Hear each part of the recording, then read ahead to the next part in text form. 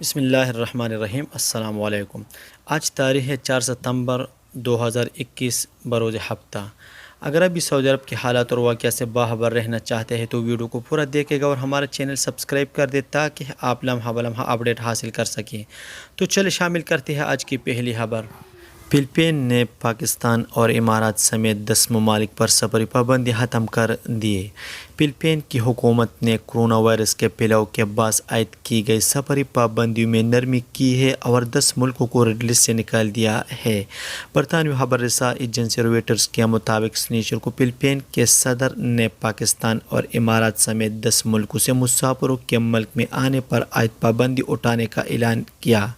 صدر ترجمان ہیرے رکن نے ایک بیان میں کہا کہ رواں سال اپریل میں کورونا کے ڈیلٹا ویرینٹ کے پھیلاؤ کے روک تھام کے لیے عائد کی گئی پابندیوں کو پھر سے اٹھا لیا جائے گا۔ فلپین نے جولائی کے مہینے میں مزید کئی ملکوں کو اپنی ریڈ لسٹ میں شامل کیا تھا جہاں سے آنے والے مسافروں پر پابندی عائد کر دی گئی تھی۔ فلپین کے صدارتی ترجمان کے مطابق پابندی اٹھائے جانے کے بعد پاکستان، متحدہ عرب امارات، Bangladesh, Sri Lanka, Nepal, Oman, Thailand, India اور ملیشیا سے آنے والے مسافروں کو 14 دن قرنطینہ میں گزارنا ہوں گے۔ سعودی عرب میں زکوٰۃ ٹیکس اور کسٹم اتھارٹی نے سعودی مائع جدہ اسلامی پورٹ اور البطحہ پورٹ پر شراب کی اسمگلنگ کی 3 کوششیں ناکام بنائی ہے۔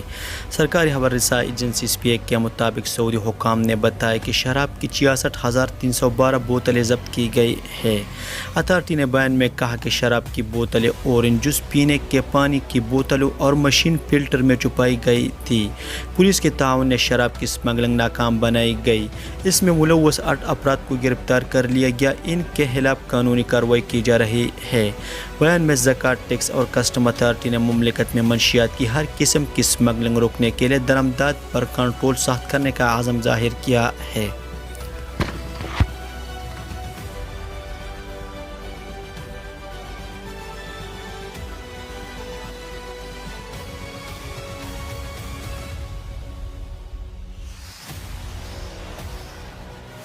حال میں ایک دکان سے 30,000 ریال چوری کرنے والا شخص کو گرفتار کر لیا گیا۔ سعودی پریس ایجنسی کے مطابق حال ریجن پولیس کے ترجمان لیفٹننٹ سامع شمری نے کہا کہ گرفتار شدہ شخص سعودی شہری ہے اور عمر کی تیسری دہائی میں ہے۔ انہوں نے کہا کہ مذکورہ شخص نے ایک مکان میں بھی چوری کرنے کا اعتراف کیا ہے۔ دکان میں نصب کیمرے کے علاوہ ملنے والے شواہد کی مدد سے چور کی شناخت کی گئی ہے۔ گرفتاری کے بعد دکان سے چوری کا اقرار بھی کیا ہے۔ اس سے تفتیش جاری ہے۔ سعودی عرب میں مقدس مساجد کی انتظامیہ کے سربراہ اعلیٰ ڈاکٹر عبدالرحمن سدیس نے مسجد نبوی کے بڑے دروازوں پر اسکرین کی تنصیب کا افتتاح کر لیا ہے۔ سرکاری خبر رساں ایجنسی SPA کے مطابق مسجد نبوی کے 11 بڑے دروازوں پر اسکرین نصب کی گئی ہے۔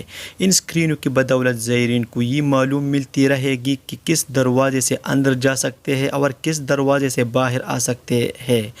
مسجد نبوی میں ازحام کنٹرول کرنے میں بھی یہ اسکرین مددگار ثابت ہوگی۔ ان کے ذریعے یہ رپورٹ ملتی رہے گی کہ اندر کس قدر رش ہے اور کتنی گنجائش ہے۔ ڈاکٹر سدیس نے بتایا کہ بڑے دروازوں پر اسکرینوں کی تنصیب کا مقصد ازحام کو کنٹرول کرنا ہے۔ معاون سیکرٹری انتظامیہ انجینئر سعید الاحمدی کا کہنا ہے کہ پہلے مرحلے میں مسجد نبوی کے 11 بڑے دروازوں پر اسکرینیں نصب کی گئی ہے۔ دوسرے مرحلے میں 12 اسکرینیں نصب کی جائے گی اور سینٹر کنٹرول روم میں انہیں لنک کر دیا جائے گا۔ عرب اتحاد نے جمعے کو جنوبی سعودی عرب پر ایران کے حمایت یافتہ حوثیوں کے ڈرون حملے کو ناکام بنایا ہے۔ سرکاری خبر رساں ایجنسی SPA نے عرب اتحاد کے ترجمان کے حوالے سے بتایا کہ خمیس مشیط میں حوثیوں کے بارودی ڈرون کو راستے میں روک کر تباہ کر دیا گیا۔ عرب اتحاد نے بیان میں کہا کہ شہریوں کے تحفظ اور خطرات سے نمٹنے کے لیے عملی اقدامات کیے جا رہے ہیں۔ واضح ہے کہ جمعرات کو بھی عرب اتحاد نے خمیس مشیط پر ڈرون حملے کی کوشش ناکام بنائی تھی، جبکہ بدھ کو یمن کی فضائی حدود میں حوثیوں کے 4 ڈرون حملوں کو ناکام بنایا گیا تھا۔ سعودی عرب میں موسمیات کے قومی مرکز کا کہنا ہے کہ سنیچر کو مملکت کے متعدد علاقوں میں متعلقہ ابر آلود جبکہ کہیں کہیں گر چمک کے ساتھ بارش کا امکان ہے۔ اخبار 24 نے محکمہ موسمیات کے حوالے سے مزید کہا کہ جیزان، عسیر، الباحہ کے پہاڑی علاقوں کے علاوہ مکہ مکرمہ اور مدینہ منورہ ریجن کے بعض مقامات پر کہیں ہلکی جبکہ کہیں مسلح دھار بارش کی توقع ہے۔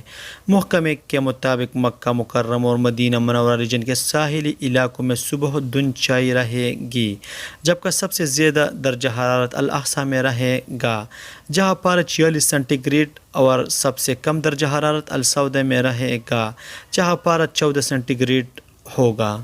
یہ تھا آج کا چند نیوز۔ السلام علیکم۔